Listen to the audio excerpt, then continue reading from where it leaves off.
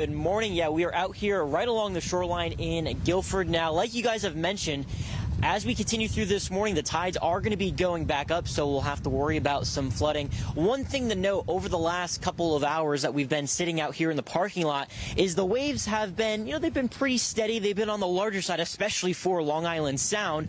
But what we've really noticed, the splash from these guys as they hit the rocks are now starting to get over the little rocks here into the parking lot. So we definitely can see that the water is starting to come up just a little bit more. This was a look earlier this morning from when we were out in Milford with Snow Monster. You could see that we did have some of those areas of high water, the wind just taking all of that and just shoving it right over the seawall. And then this was the scene not too long ago here in Guilford, where we did have several trees that came down. They came down on power lines. They also came down on one of the Guilford police cruisers. So there was some damage there. And then that's just kind of been the name of the game throughout the entire state. All those trees causing some power outages. I've been driving around Guilford a good majority of the morning.